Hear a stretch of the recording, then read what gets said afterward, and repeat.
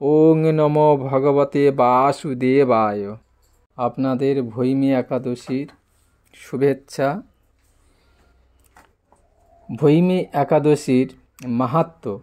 গরুড় পুরাণে মাঘ মাসের শুক্লপক্ষের একাদশীকে ভৈমী একাদশী নামে আখ্যা দেওয়া হয়েছে। যুধিষ্ঠির মহারাজ কৃষ্ণের কাছে মাঘ মাসের শুক্লপক্ষের একাদশী সম্পর্কে জানতে চাইলেন। শ্রীকৃষ্ণ বললেন, এই একাদশী জয়া নামে প্রসিদ্ধ। একবার ইন্দ্রের রাজসভায় 50 কোটি অপ্সরা নৃত্য করছিলেন। নৃত্যের সাথে গন্ধর্বগণ গান করতে লাগলেন।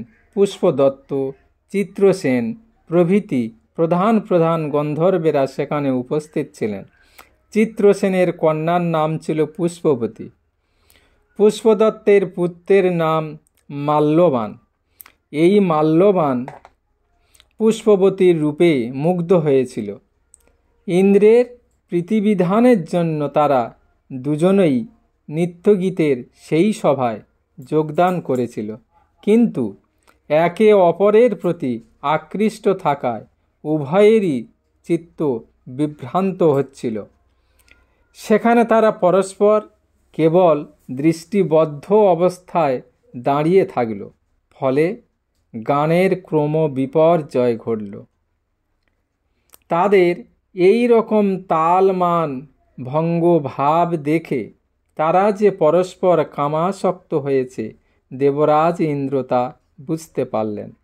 তখন ক্রোধবশে তিনি তাদের অভিশাপ দিলেন। তারা উভয়েই পিশাচ যোনি লাভ করে মর্ত্যলোকে দুঃখ ভোগ করবে। ইন্দ্রের অভিশাপে তারা দুজনে দুঃখিত মনে হিমালয় পর্বতে বিচরণ করছিল। পিশাচত্ব প্রাপ্ত হওয়ায় তারা অত্যন্ত দুঃখ ভোগ করতে লাগল।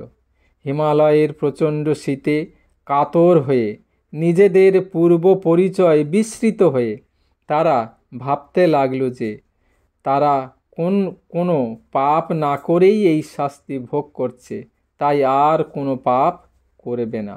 তাদের পূর্বকৃত কোনো পুণ্যের কারণে সেই সময় মাঘী শুক্লপক্ষিয়া জয়া একাদশী তিথি উপস্থিত হল। তারা একটি অশ্বত্থ বৃক্ষতলে নিরাহারে নির্জলা অবস্থায় দিন রাত যাপন করল।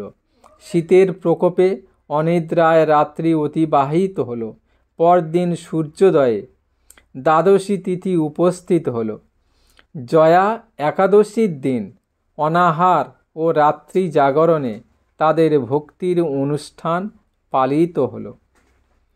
এই ব্রত পালনের ফলে ভগবান বিষ্ণুর কৃপায় তাদের পিশাচত্ব দূর হল। তারা দুজনেই তাদের পূর্ব রূপ ফিরে পেল। তারপর তারা স্বর্গে ফিরে গেল।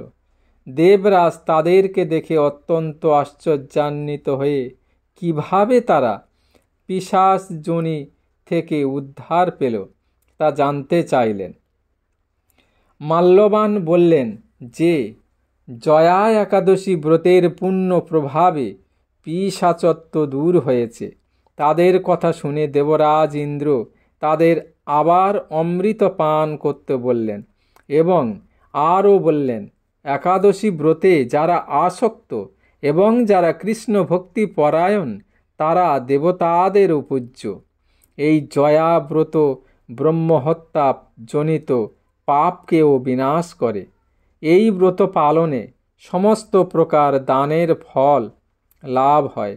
সকল যজ্ঞ ও তীর্থের পুণ্য ফল এই একাদশী প্রভাবে আপনা হতেই লাভ হয়। অবশেষে মহানন্দে অনন্তকাল বৈকুণ্ঠ বাস হয়। এই জয়া একাদশী ব্রতকথা পাঠ ও শ্রবণে অগ্নিষ্টম যজ্ঞের ফল পাওয়া যায়। এই তিথি সর্বপাপ বিনাশিনী, সর্বশ্রেষ্ঠা, পবিত্রা, সর্বকাম ও মুক্তিপ্রদায়িনী। এই ব্রতের ফলে মানুষ কখনো প্রেতত্ব প্রাপ্তি হয় না। ওং নমো ভগবতে বাসুদেবায়।